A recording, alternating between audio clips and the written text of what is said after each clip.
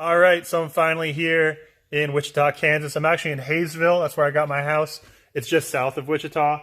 So this is the facility, 2,400 square feet. Today I wanted to go over with you guys my planning of it, so you can kind of get an idea on how to plan out an operation and make sure that you're doing it the right way the first time without having to move walls and rebuild things. So the first thing that I did is I drew a floor plan, and it's 2,400 square feet total. So here's the floor plan. You can kind of see it. And it's drawn to scale. So this is the first drawing, once I start going to the floor with tape, you can see that it's probably changed a little bit if you took note of what the drawing was.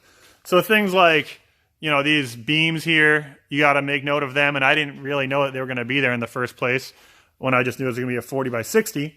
So you can see I'm kind of notching the walls around that. This is the bagger mixer area.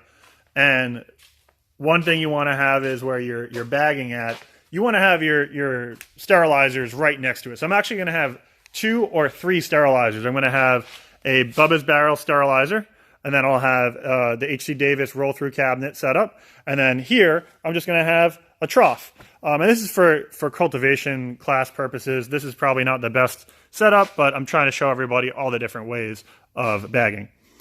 So from here, it's going to be the lab, and you can see I made plenty of room. At first, the lab was only going to be 12 by 12, and I ended up making it, I think it's like 16 by 16, or 16 by 14 or something like that, because it just wasn't big enough. Once you draw it on paper, and then you put it to physical space and start putting things in it, it looks a little bit different, So, yeah, and then you can see I have the dryer there with the 8-foot table, so that's the setup over here.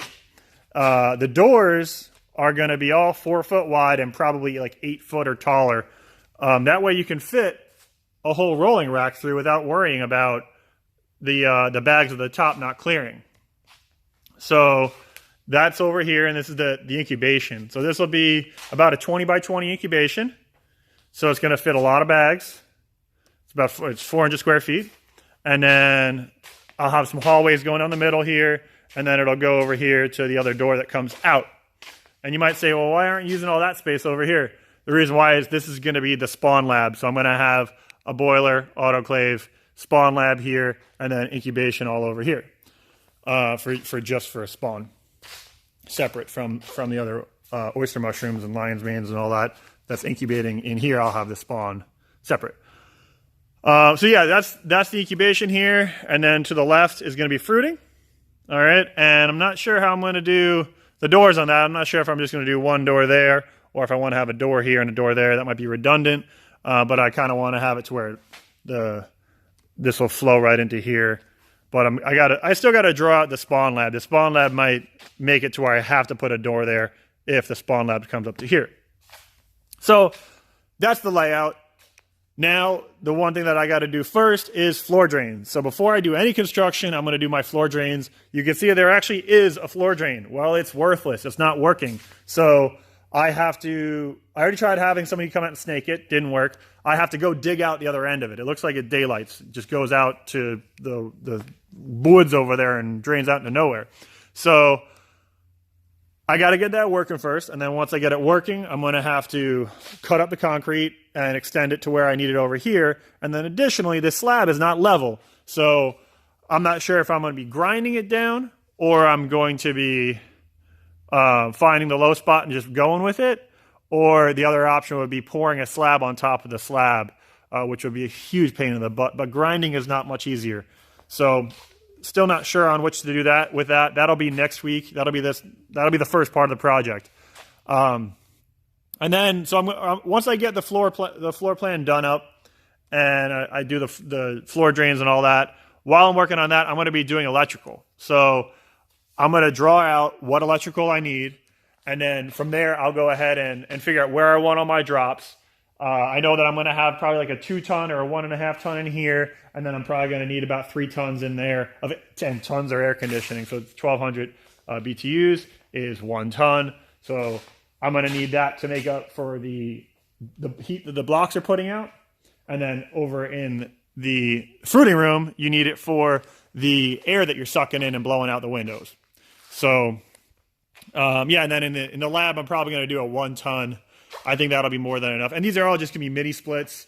I'm probably going to get some of the Mr. Cool DIY mini splits. That way I can do it all myself. I don't have to have an HVAC technician come in. You just wire it up, run the pipes, mount your units, and then make your connections, and that's it. They're already pre-charged lines, so you don't have to worry about pulling vacuum on them and charging with refrigerant. It's already pre-charged. So I'll be doing that in here in the lab and fruiting and all that. And yeah, that's pretty much it. So from there, once I have the electrical installed, I'll start framing up my walls, run the electrical through the walls, run the plumbing through the walls, and yeah, just go for it. So hopefully I'm going to have some build days. I know I have some people in the local area that want to help out, so I'm going to hit them up, let them come out and help out for a weekend or two. But for the most part, it's going to be a lot of late nights, a lot of midnight working, a lot of work. Sorry, it's a new gyro on my phone. A lot of working late. So yeah, it's going to suck, but in the end, it'll be worth it. I'm hoping to have this up and operational by like July or August.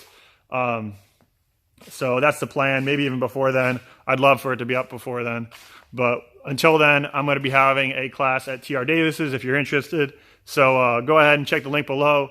I'll put registration for the class on there, on Myers Mushrooms. And it's more of like an advanced level class and not for beginners. So don't expect for us to explain what the difference between spawn and sawdust is. This is for people who are looking for commercial growing. So it'll be me and him teaching it.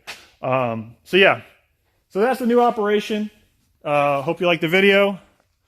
I can't wait to get in here and finally start growing mushrooms again. Been a while. So yeah, it should be sweet. For those curious about how I'm going to build it, it's going to be all sheetrock, studs and sheetrock for the lab and incubation, except for around the steamers.